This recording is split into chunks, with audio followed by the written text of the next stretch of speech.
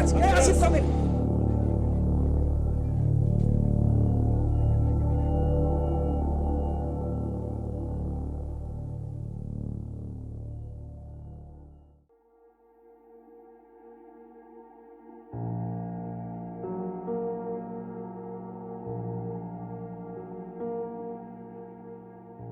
I can still recall clearly the temperature, the sun, the heat. I can remember the smells. That tells you that, you heal, but you'll never forget. You forgive, but you always remember. Shamim, a radio presenter, is among the few who survived the onslaught after being shot multiple times. She was overseeing a cooking competition at the Westgate rooftop when the militants stormed in and started shooting indiscriminately. I was hit by 2 bullets in the back, and they hit my colon, and I had a lot of grenade shrapnel. Shamim managed to drag herself to a nearby car where she lay waiting to die. Her hope of being rescued diminished as time went by.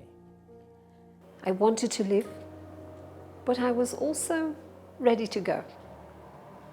So I covered myself because I'm Muslim. I prayed the Shahada, and I covered myself totally. Guns are terrible things. I needed to be shot to understand the power behind a bullet. The Kenyan government stated that the gunmen were between 10 and 15, but the CCTV footage obtained from Westgate showed only 4. Subsequent statements by the government were contradictory.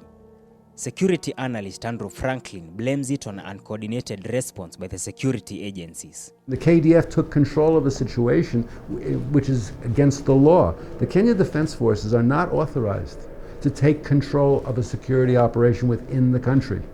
It remains under the command of the police. However, the Inspector General of Police, Mr. Kameo at the time, did not assert his authority. When he was told to go away by General Karangi, he did. The Westgate siege lasted for 4 days, attracting the world's attention.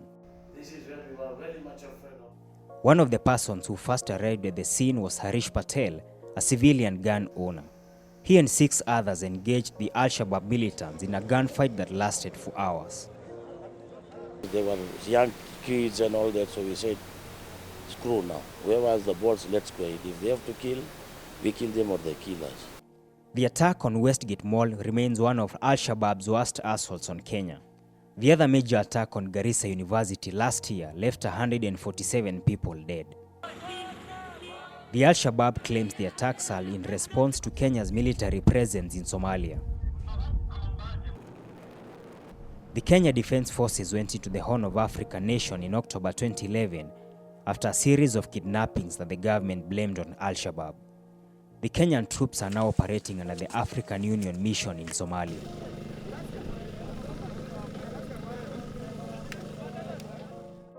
It took almost 2 years for the Westgate Shopping Mall to reopen.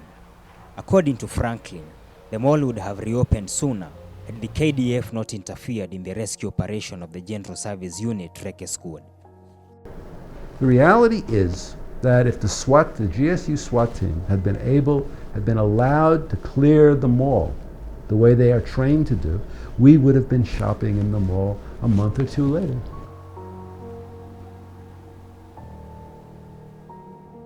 Although the mall has been in operation for more than a year now, Shamim has never set her foot there. You can call me a coward for not wanting to go in there, but I don't think I'm strong enough. And I'm also doing it as a silent protest to myself, for the little boy who died, for my colleague who died, for the hundreds that were injured that day. Shamim has since been advocating for peace through tree planting. Her work was featured in Jazba, a book that chronicles the work of prominent personalities who have made a difference in their community. We've done a few in Voi, a few in Malindi, one at the African Union headquarters in Ethiopia. I'm hoping I'll get invited to Somalia. That would be my healing, to do a tree for peace there. Not because of the people who shot me, but I feel they, like me, have suffered. So maybe I can take my message of peace there. The wounds may have healed, but attacks like these will remain a constant reminder of the heavy price of terrorism. So the war on terror is a global war. It is not a war just on us alone. And therefore, it is always very important that when we are looking at the war on terror, we look at it very positively. Yeah, and from a prospective angle, not from destructive angle.